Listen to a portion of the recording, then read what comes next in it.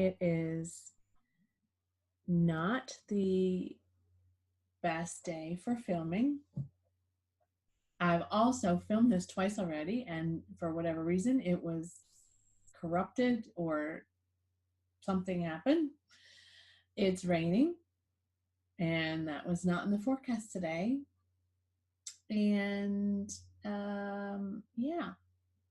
So today's video is the Contemporary-A-Thon wrap-up, and it's brought to you by allergy season, which means the tea today is Breathe Easy tea, one of my favorites during this time of year. Breathe Easy, well, actually, traditional medicinals, they have Breathe Easy, Throat Coat, Gypsy Cold Cure, and Echinacea Plus.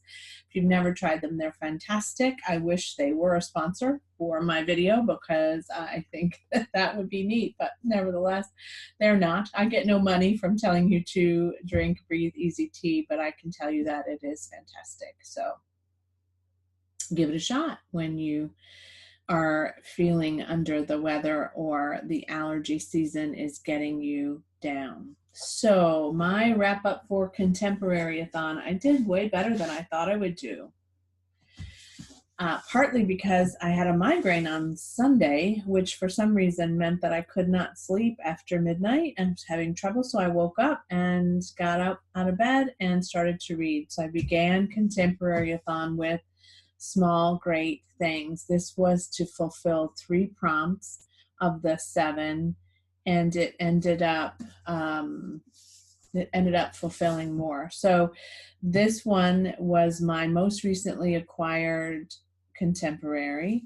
It also fulfilled the prompt of Blurple, which was blue and purple on the cover. It fulfilled a dark and hard-hitting taboo subject. Sorry, terrible lighting problem today. And it fulfilled a diverse read. Now, my diverse read on my TBR list was going to be Salvage the Bones by Jessamine Ward. I didn't get to it. I really wanted to savor that book, and I realized if I rushed through it like I was rushing through the others, I would have done it a disservice, and I didn't want to do that because she's a tremendous writer. Small Great Things, I gave 5 stars. It was very difficult to read, but I did fly through it. I read it Monday early morning, again on Monday night a bit, and Tuesday night I stayed up till midnight to finish it. So I finished it in 2 days. What made it difficult for me, obviously the subject matter is tough. I mentioned in the TBR, but I'll tell you again, it's about an African-American nurse and a labor and delivery nurse in a hospital who is treating a newborn, just born to a family of white supremacists, and they ask for a different nurse, so she's forbidden to provide care to the baby, who later goes into distress, and she has a choice to make about whether or not to treat the baby she's left alone with. What made it really tough was that it was told from the perspectives of several of the characters, and one of them was the white supremacist, the dad, and so that was really hard to read. What also made it tough was, while I am aware constantly that white privilege is a thing, and I see it and I feel it, and it bothers me tremendously, and I don't know always what to do about it or how to respond when it happens, but I'm learning all the time. What bothers me, though, is that my Black friends are experiencing this every day, and they're accommodating it, and they're just used to it, and they don't probably say or do anything about it at multiple times in a day.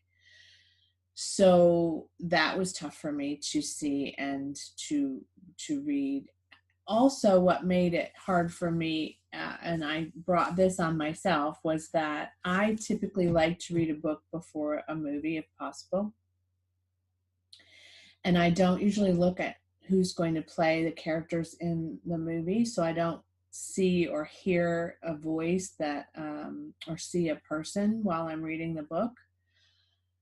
But I made the mistake of looking to see if it was going to be made into a movie, and then I saw 2 of the actresses who were cast. So I did start to then see them and listen to it in my head through their voices, but I was able to kind of catch myself and then stop. So I didn't really want to do that, but it's not that they aren't great actresses. It's just that I really like to create my own visual representation of what I'm reading, and that typically interferes. So I did enjoy it, and it will be made into a movie, and you get to choose whether or not you want to look to see who that cast might include, and I gave it 5 stars. I probably will read another Jodi Picoult. She's a very good author, and I really did fly through it.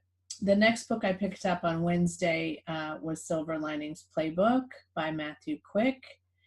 I have seen this movie. As I said, it's one of my favorites. The glare. It was a little slow for me at first. I didn't enjoy it like I thought I would for a while. Like I had trouble even, like in the movie, I was immediately connected to Pat and Tiffany and to his dad and his mom. And it took me a bit to get connected to them. And it's tough subject matter too. And he's really struggling with his memory loss and the time apart from his wife, or part time, that's what he calls it. It's very short chapters. It's very easily written. It's easy to read.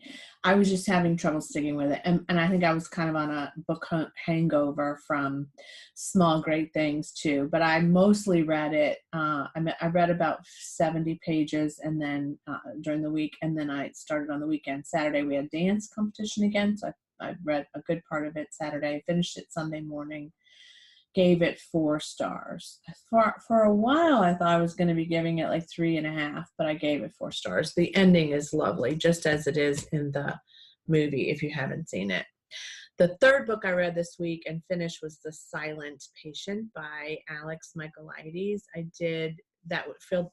This fulfilled the prompt, for a book I wanted to read in 2018 and I didn't get to, so that was that prompt. And then the Alex Michaelides, The Silent Patient, fulfilled a read a book in a non-traditional way. I listened to it on Audible.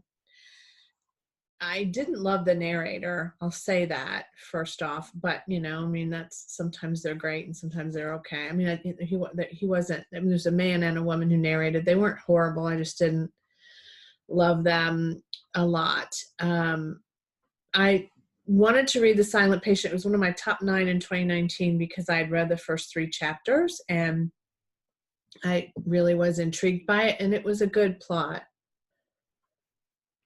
It was a little slow at times too for me, but again, I think I'm spoiled because I think I just like books to really pull me in and throw me on a train and take me along with them on the plot. And I didn't used to be that way. So it's harder for me, especially when I'm trying to sprint through a readathon. I wanted them to all take me in and I wanted to finish them fast. I really wanted to get 4 books read this week, but it was impossible. I did very well to get 3 done. Anyway, The Silent Patient, good plot, took a little bit to unfold. Very solid, gave it 4 stars.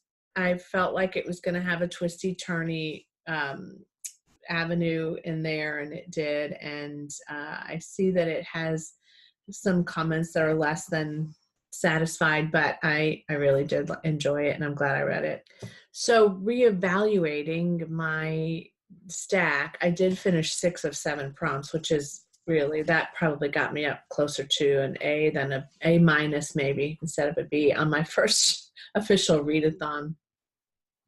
But I really did enjoy it, and I want to do another readathon ASAP. I didn't get to participate in a lot of the live events and some of the other things that were happening with the host, but I plan to catch up with that today. Today's a catch-up day for me work-wise, so I'm doing some filing, some bookkeeping, some follow-up with folks that I need to follow up with, and so it's just kind of a loose ends day. So I plan to watch some YouTube videos while I am doing some of those things that I'm planning on doing. So thanks to Chelsea, Julie, Natasha, and Melanie for being such great hosts. For some of them commented on my TBR video, which was so sweet, and I really appreciate that.